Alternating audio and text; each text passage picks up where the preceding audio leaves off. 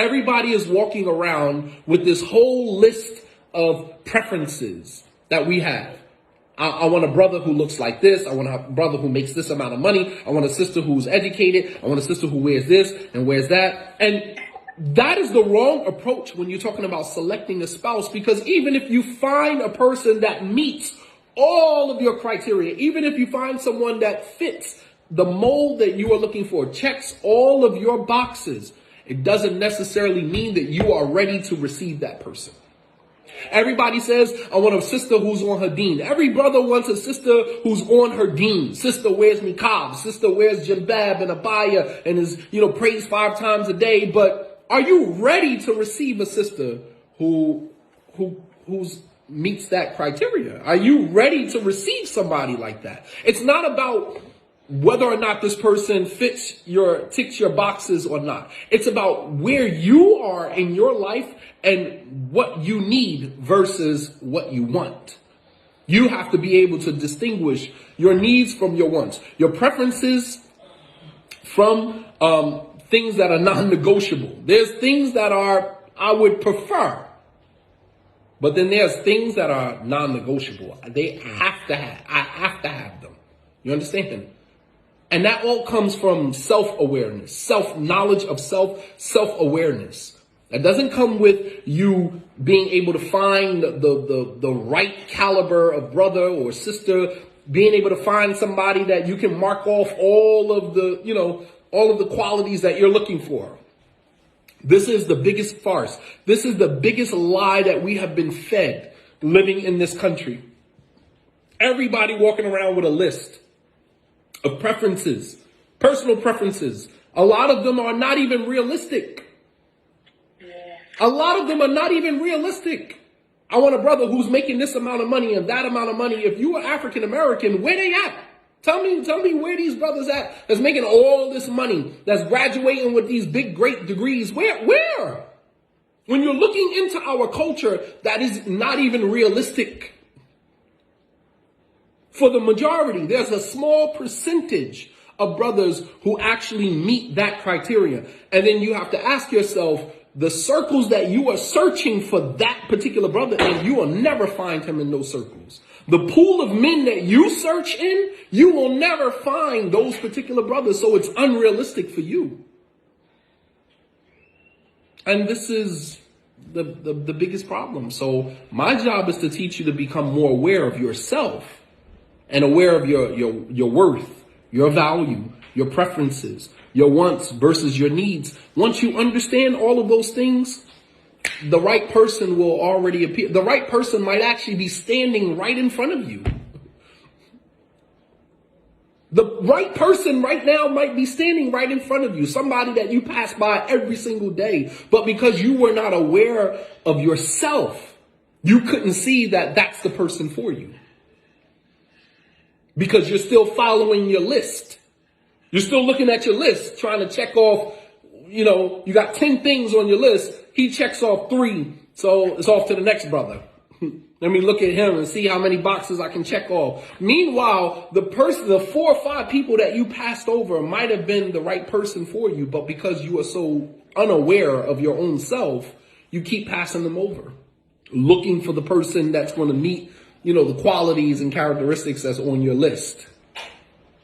Throw those lists away, man. If you have a list, let me just do yourself a favor. Because some of us are chasing somebody who doesn't even exist. Some of us are chasing people that don't even exist. They only exist in your mind. Tell me I'm lying.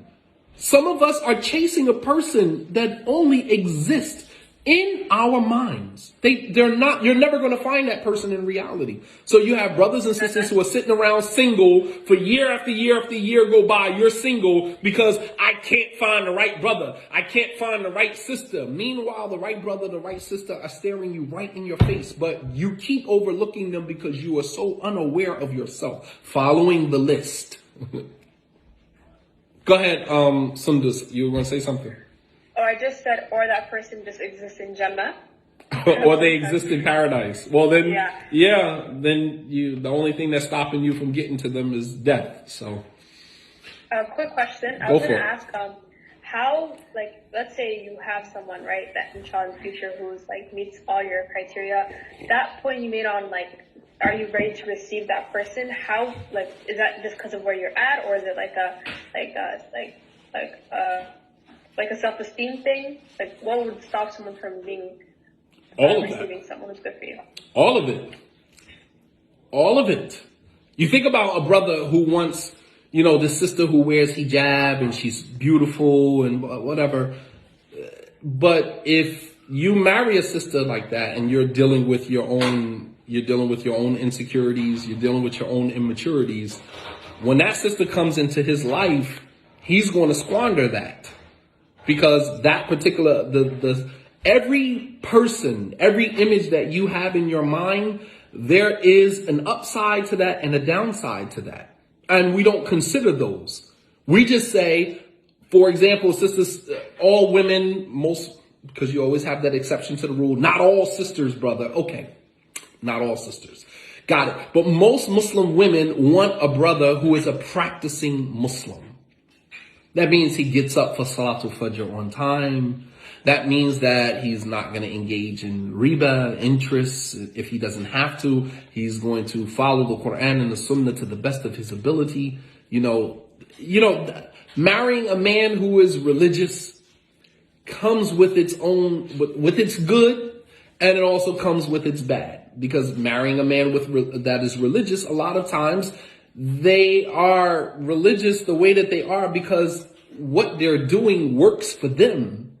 And marrying you, you're going to try to get them to compromise on certain things. And that's where your tug of war is going to come from, because they're not willing to compromise that, because you're asking them to compromise on something that actually has worked for them. So they don't see the need to compromise. So you're like, well, brother, we can do this or we can do that. He's like, nah, I don't want to do that. Why? Because prior to marrying you, his life was kind of already set on a course and it worked for him. And now marrying you, which, going into a marriage with anyone comes with its compromises, that's necessary. Being in a relationship with anybody, you have to compromise. And so you're asking this brother or you're asking this sister to compromise on certain things that they're not willing to compromise on because it has worked for them. So now you're not factoring those things in, and then we run into problems. So the expectation is that, he's religious, he's going to be more like the Prophet sallallahu alaihi wasallam, he's going to be merciful and compassionate, and and here again, that only exists in your mind because he may not be that person. You're not factoring in his religious persona and in who he is as an individual. There are two sides to all of us. There's a side that we lead with, that we want you to believe we are, and then there's the side of who you really are that you don't know until you move in with that person. As Umar radiallahu anhu said, you don't know a person until you've done three things with them. Until you've done business with them, you've lived with them, or you've traveled with them. You understand? Facts. Absolutely. So you got to think about these things, man. So it's a really, it's very, I'm glad that we're having this conversation, and I'm hoping that, a lot of the things that we're kind of tossing around, that it's resonating, but it's definitely something that we need to start. And my wife just kind of she's in passing listening, and she said, the other thing, in addition to that, is that if you marry a brother or a sister that is religious, then a lot of times they're going to hold you to the standard that they hold themselves to. The expectation is that you are going to be an extension of them, which creates another set of problems, because it's like, I am not you. Thanks. I am not you.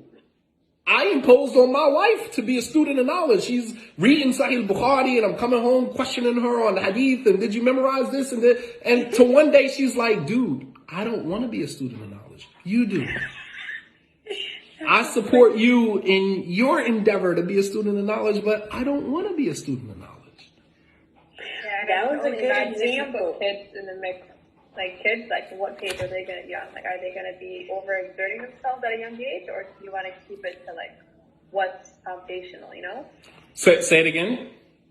Like, especially if you were to have kids, like if one person's pushing for your kid to pray all their sunnahs and they're only like 10 years old, and you're like, let them just get down to 5 and you know what's only needed. I don't know. Yeah, there might be something there. Absolutely. So there's a lot to consider. Okay, so that's the first hadith. All right.